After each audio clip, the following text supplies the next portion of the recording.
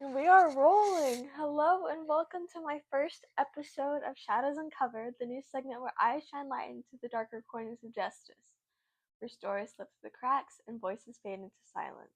I'm your host, Kay, and today we're diving deep into the perplexing and largely underreported case of Ray Rivera, a man whose death left more questions than answers and whose story deserves far more attention than received. Ray Rivera was 32 years old when he went missing in May 2006. A writer, a husband, a dreamer, Ray had recently moved to Baltimore, Maryland with his wife Allison in pursuit of new opportunities. He'd taken a job with his longtime friend Porter Stansbury's financial publishing firm, Stansbury and Associates. Everything seemed to be going well, until one day Ray got a phone call and vanished. On May 16th, around English is hard, guys. On May 16th, around 6:30 p.m., Ray received a call while at home. He rushed out the door so quickly he didn't even put on his shoes. The call was later traced to Stansbury and Associates, but no one has ever claimed responsibility for making it. That was the last time anybody ever saw Ray alive. It wasn't until 8 days later that his body was found in the abandoned Belvedere Hotel in downtown Baltimore, or rather, beneath it. Investigators discovered a hole in the roof of the lower annex of the hotel, and beneath it, Ray's body.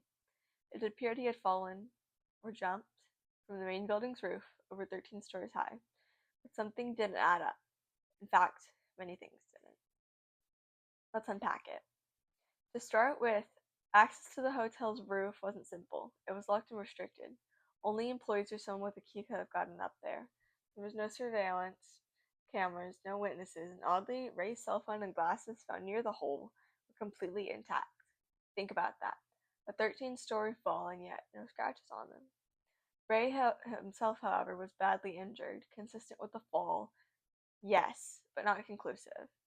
Some forensic experts have suggested the angle and distance of the hole make it nearly impossible that Ray jumped or even fell from the main rooftop. And then there's the note. A bizarre rambling document taped behind Ray's computer. In it, Ray referenced Freemasonry, Hollywood movie scripts, government secrets, and seeming nonsensical names. Some real, some fictional. Investigators called it a note of interest. Not quite a suicide note, not quite anything they could explain. But one line stood out.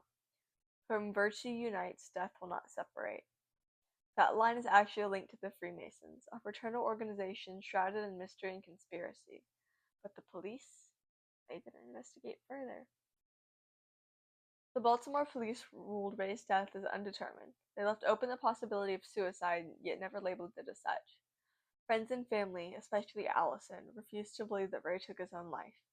He had no history of depression, no warning signs, and was in the middle of planning a trip with her. More unsettling? Porter Stansbury, Ray's employer and friend, quickly lawyered up. His company placed a gag order on all employees. They refused to cooperate with the investigation. A best friend, silent. What were they trying to hide? And what about the call from the office that pulled Ray out of the house? Here's the thing. Ray's death didn't just feel suspicious. It feels orchestrated. Strange phone call, the unexplained fall, the untouched belongings, the cryptic note, silence from key players, and the media that, aside from a brief feature on Netflix's Unsolved Mysteries, largely ignored it. Rivera didn't make headlines. There was no national outcry, no pressure on the police to dig deeper. Why?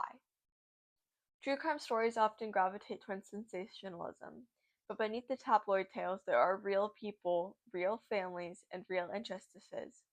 Ray's story isn't just about a man who died under mysterious circumstances. It's about how quickly we look away when a case gets inconvenient. And Ray isn't alone. Countless underrepresented cases go unsolved or underinvestigated every year, especially those involving people of color, people with limited resources, or connections to powerful institutions. Ray Rivera was a husband, a son, a friend, a creative soul, and someone who 19 years later still has no justice. His case deserves more than eyes, more questions, more pressure. Because someone out there knows the truth, and we won't stop digging until that truth is found.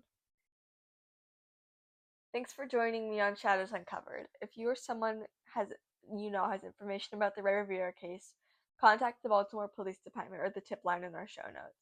And if you believe in amplifying the unheard, share this episode. Subscribe, speak up. Let's keep the shadows from swallowing stories like Ray's.